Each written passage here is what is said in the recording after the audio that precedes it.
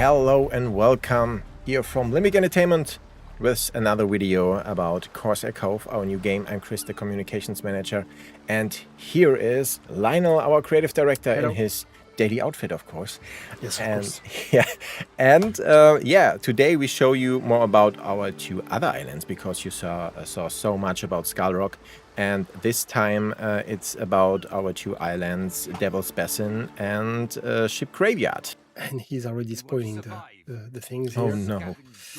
Here How is dare he? one little particularity that you can see in the things is what? Yes, there is technically no green area at all, which means that you cannot grow anything on the island. It's really a little rock where you will need to overcome that as a new challenge, which means on Skyrock you could basically grow food, you could grow alcohol, you could grow here. Here you cannot. There is nothing at all that you can grow. Yeah, not even wood, right? The first thing you do in Skull Rock. So here I'm like, okay, I would like to basically get wood, but this mess has no fertile area. I try to find another source of resource, which come to another challenge. How do I solve? Because we are not totally evil, and then we wanted at least you to give you a chance. This is not called ship graveyard for something. There is a lot of custom ship here, and they come with nice piles of resource. So initially, when you start the game with, basically the first thing that you will have to do as a player is to be dragged by the place and, hey, here is my wood. So I'm not going to grow the wood, but I'm going to be able to find place in the island where I get a small patch of the wood. One thing you need to notice is here the amount of wood that you have is quite limited. So this will allow me to settle my starting point and settlement. Yeah. But very quickly I'm going to run out of resource, and obviously because you are a pirate, how do you get the resource? Yeah. You have to go and raid them in the island. On a very big map. Yeah. So this comes with a different set of challenge, which means that on Ship Graveyard you could stabilize your economy and make the things work and grow your food, and then basically buy your things out and try to basically not really think in advance of what you are going to needs. Here the stress is a bit higher, because if you are not preparing yourself to gather the resource you need on your island, then you are going to run out of food, and then the things is going to go in the downward spiral, because you have no wood, you cannot build any more ship, and then so on and so on, and then after it's very hard to clear the game in this direction. If you think about ahead and then you plan your things nicely, obviously you can overcome the island, but it's a bit different in terms of the strategy. You have to clear the game. Absolutely. It's not different to the other islands to start, of course. So, not really. I mean, the things that you have to do as a basic settlement and challenge, and because you have some resource at the beginning, is quite similar. Yeah, makes sense. Yeah, connect the camp and the shipwreck. Set some wood from here, and then from here, probably here. Perfect. With a view to the waterfalls. That's nice. Yes. While tracking the wood. So here is my first mission, and we are finding our footing and everything is calm. For now, let's continue our effort and hope that this island is entered as it looks. Yes, obviously it's look of sounds creepy for the horror game fans.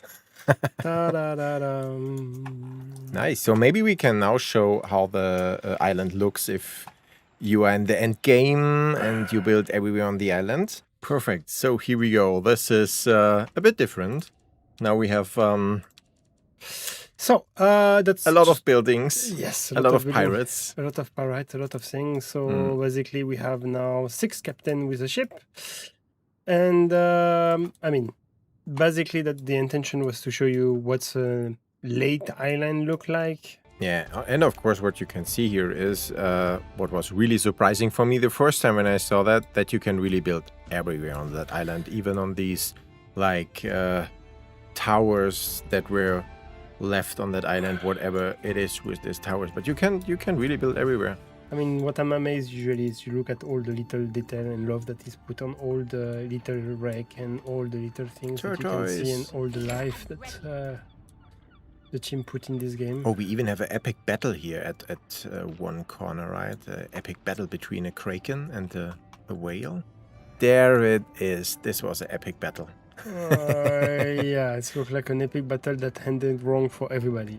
Exactly. Yeah. So why do I am Not now a good with ending. my ship? Oh, I enter an area for the first time. So every time you enter an area, basically the area will be presented to you and what's happened and all the mystery that you can invent in there. Obviously, every time you restart, the game is not the same. So you will have to see what's in your game. You might see the same island and the same area again and again, depending on where you restart, because what you have in the composition of your sea around is kind of randomized at the start. But again, the important point is they're all designed. They are not just like, hey, randomize things that the PC is going to generate for you. Is something that we designed with a little story, with a twist, and we try to really balance in the way that makes sense for the challenge and for the player. Yeah. And then you can see here, hey, this is the little story of the place, and all the quests that you have here is basically custom quests and things and mystery and things that basically will unveil to you depending on you if you do them. And again, depending on what you are doing here, it will impact the way the game is unfolding. This looks greener. Yes, and look a bit more mystical and what's happened here. Yeah, because it's not a, it's not. There is a reason why it's called Devil's Basin, right? I mean, the guy is saying here that it's lovely and green and look like a paradise, but I'm wondering if it's really a paradise. Yeah, I don't know. It looks like it. So, just a presentation of the island. It's look quite different. It's still tropical and nice and green, but if I'm looking in the center, there is this giant tree with these red things that might mean something. That is a big one. And then in the center, something that I quite like and find cool is those giant statues. Yeah. And now I'm looking into the void, into our Devil's Basin. into the void, and then not really understanding why there is this hole in the middle, but maybe at some point it will make sense. And we have a lot of waterfalls here. And a lot of resources in the center. Oh, but, yeah. You will quickly notice that the resource distribution are quite special in the island, which means that you don't have any iron around, and many of the mineral and the precious things are in the center, which kind of will lead a bit how you will have to design your island later on. That's one of the challenge, but not the only one. Yeah, you have not so much space here on the ground. No.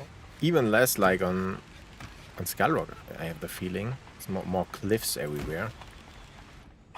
I think here on the island, the particularity is you have a lot more like logistic challenge to bring something from some place to another because of, first of all, the resource distribution, and second of all, how you have to access from one place to another. As I was saying here, there is quite a lot of like logistics challenge. How do I bringing something from one place to another? And how do I connect things? Because very quickly you will find yourself like moving around the island, moving around all the cliffs because you desperately need something here, and especially the mineral that are mainly in the center.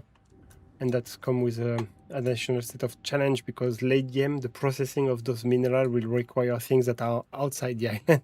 Yeah. Which means that you need to bring them to the center. Yeah. And because the center is like going down, and we have this super big tree, it feels like it's the most vertical island, right? Yeah, you can say that. I mean, Ship Graveyard also has this extremely big cliff, but yeah, it feels extremely vertical because of these layers that's going down. And then let's start a ship.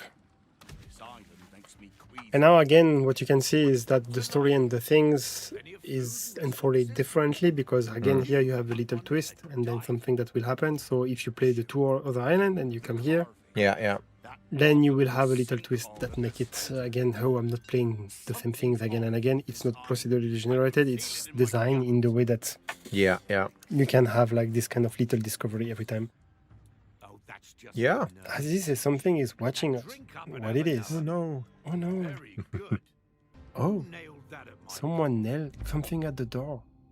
In the dead of the night, a janky written letter has been nailed out of a tavern door. The message will leave or the black swan will come for you.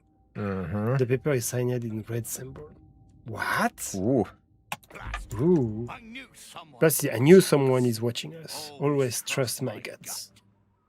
Yeah. So here we can already see that this beginning is differently to ship graveyards. Yes. It's a name.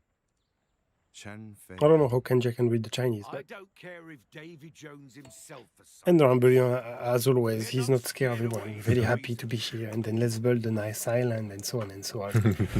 I will get the people in there. Yay. What? We check our supply this morning and find out that someone was stole at the night. And at the entrance on the hall, we see familiar character of Chen Feilong each into the wood. What? We just lost 20 supply again. Oh no. So now it's not just a nuisance and then posting like night poster on our door, it's just also stealing our stuff. Basically, as you can see, here the challenge was more to bring things from one side of the island to the other, so you have a lot of connection between the things. And again, because efficiency between your connection and what you need to do is very important in the game, because later on, to supply your population, you want to... let's say, get as much resource as you can and as fast as you can, because if not, you will not be able to supply your ship and so on. You have to optimize your logistic, and that's where basically these little things, which are this connector, area lift, become very, very, let's say, important to the game. The issue you have with them is they are very expensive, so you need to be very precise in how you are using them and strategically speaking. So when I'm playing, technically what I usually do, I'm using the speedway tricks, where I'm creating a central, very fast road from one side to the island, and then use this as a central hub, and then I'm trying to use this as a speedway for my resource, and then dispatch the resource where I need to be dispatched in the island. That's the advanced tricks here. So I can fit basically all my camp, and then all my captain. And then here again, if you look at the island around, there is some island that you could have seen in your previous playthrough, but not necessary, because again, you don't really know how the things is going to be dispatched around, and you also don't really know which mission is going to be where, kind of. As I can see, for example, here there is a storm happening. If I'm clicking on an event, I can see that for 4 minutes here, storm is raining in this area. What the storm does, I will let you figure it out. We don't know. We will see. Yeah, and we have new pirates we have not seen before. That's also nice. Yeah, but let's not spoil. No, we don't spoil that. Here there is, what is this? Scroll patterns moving in this area. So again, this is something that might happen, might not happen. In this one, some kraken thingy has been appearing, which will be basically spicing your way around and then basically creating unexpected happening. And yes, this one is the dread whale. Red whale. What is the dread whale? Let's again find it. That sounds scary. That sounds scary. Yeah, the map is big. A lot to do on the map on every island. Yeah.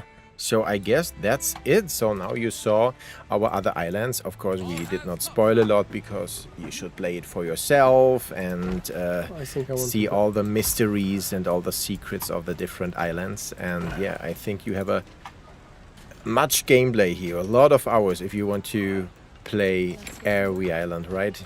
Yes, and I like to have him crowned because, you know... Oh, that's nice, yeah. That's very good to put on his face. That makes sense.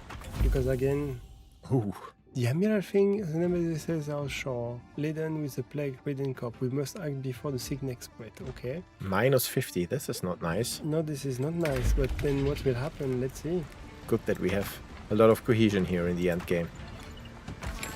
Yeah, cohesion, you should basically try to always trick it and create a reserve of cohesion, because sometimes you have, and especially late game, you have a lot of events that will hit you hard. Yeah. Makes sense. So early on, basically it doesn't hurt that much, but very easily you will have things that unfortunate and will hit you hard. So. And still, even in the late game, if your cohesion goes 0, then you are done. Game over. This would have been a great building to post in there, but you don't. That's true. Okay, yeah, then thank you so much for watching. I hope you enjoy Corsair Cove for yourself as soon as it's out, and you still can play the demo, of course. So yeah, thank you so much for joining me today. And, you're welcome. I always enjoy coming here. Yeah, absolutely. Till next time. See you. Bye-bye. Bye.